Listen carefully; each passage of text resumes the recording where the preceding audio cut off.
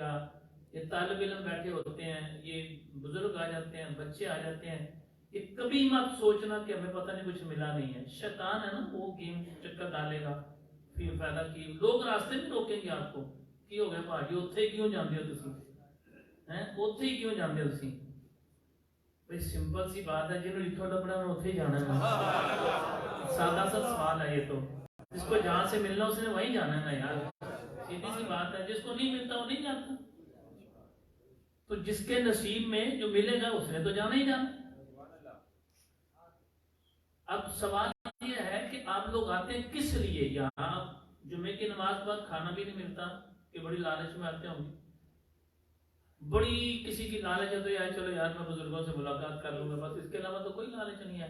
تو یہ تو ویسے ہی جائز ہے یہ معاملات، علماء کے پاس آنا، بزرگوں کے پاس آنا، علماء کا ادب کرنا، احترام کرنا، یہ تو ویسے ہی جائز ہے. جو اپنے عقیدے کیوں، یہ بات اپنے ذہن میں رکھ لینی اچھے طریقے سے، عقیدے کو پہلے رکھنا ہے. بات سمجھ آ گئی؟ تو ہم بڑے خوش نصیب ہیں کہ اللہ نے ہمیں چن لیا. کس کام کے لیے؟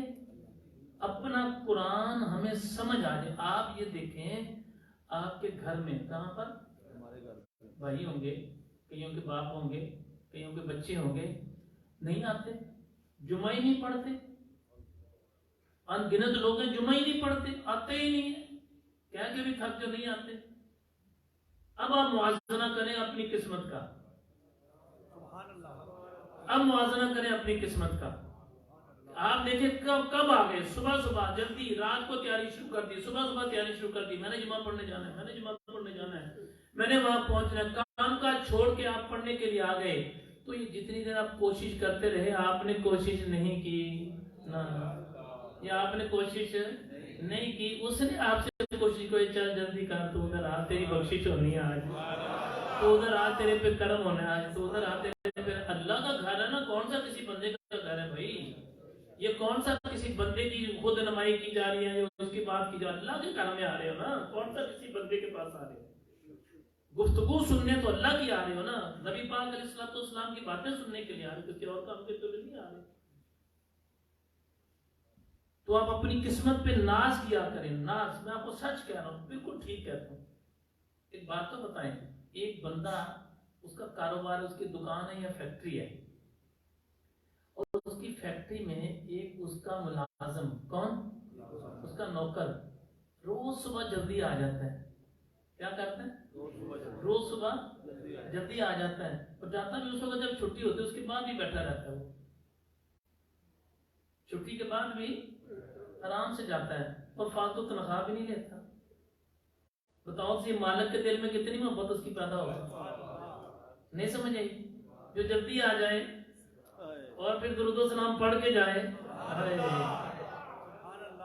وہ دنیاوی بات ہے، دنیا کی بات ہے. کسی کی دکان، فیکٹری، کمپنی، ادارہ کوئی ہوگا، ادھر اس کا کوئی ملازم جلدی آ جاتا ہے، وہ کہتا ہے یار چلو میں جلدی چلا جاؤں گا، یار چلو مالک کا بھلا، یہ کام زیادہ کر لوں گا، کچھ بھی کر لوں گا. تو مالک خوش ہوتا ہے کہ نہیں ہوتا؟ وہ دنیا کا مالک اگر اس کی کمپنی میں جلدی چلے جاؤ تو وہ خوش ہوتا ہے. جو کائنات کا مالک ہے اس کے گھر میں اگر جلدی چلے جاؤ، اس کے گھر میں اگر جلدی چلے جاؤ. اب بہت ساری خواتین ایسی ہیں، بیٹیاں میری، بہنیں، بھائی، بزرگ، دوست، جو بیرون ملک میں بیٹھے ہوئے ہیں، اور وہ بیرون ملک میں بیٹھ کے بذریعہ انٹرنیٹ بیان کو سنتے ہیں، اور جلدی بیٹھ جاتے ہیں کہ یار چلو گفتگو سنیں گے، ہمارا فائدہ ہوگا، بخشش کا ذریعہ بنے گا، تو باتیں سمجھ آ جائیں گی. تو یہ اسی کیٹیگری میں آ جائیں گے نا کہ اللہ اور اس کے رسول کی باتیں سننے کے لیے بیٹھ گئے. میں آپ کو یہ بات اس لیے گزارش کی ہے، مت سوچنا کہ آپ کیا فائدہ ہوگا آنے کا. بڑا فائدہ ہے، بڑا فائدہ کیا، فائدہ اسی میں ہے. میں آپ کو ایک حدیث پاک سناؤں. کریم آقا علیہ السلام گھر تشریف لائے، فرمایا عائشہ گھر میں کچھ کھانے کے لیے ہے؟ کیا فرمایا؟ عرض کی یا رسول اللہ صلی اللہ علیہ وسلم، بکرے کے جو بازو کا گوشت ہوتا ہے، جنہوں کہتے ہیں پنجابی سے دستی ہے نا، وہ گوشت ہے. تو کریم آقا علیہ السلام فرمایا باقی، عرض کی یا رسول اللہ باقی سارا تقسیم کر دی، صرف وہ دستی کا گوشت ہے، باقی سارا دے دیا ہے. کریم آقا علیہ السلام نے ارشاد فرمایا باقی ہے جو دستی والا ہے، بس وہ نہیں ہے، جو دے دیا وہی تو ہے ہمارا. اب بات نہیں سمجھ رہے؟ آپ جو وقت مسجد میں دیتے ہیں یہی تو وقت ہے، باقی تو سارا بیکار گیا ہے۔ آپ جو اللہ کی راہ میں وقت لگاتے ہیں وہی تو وقت ہے، باقی تو سارا بیکار ہے۔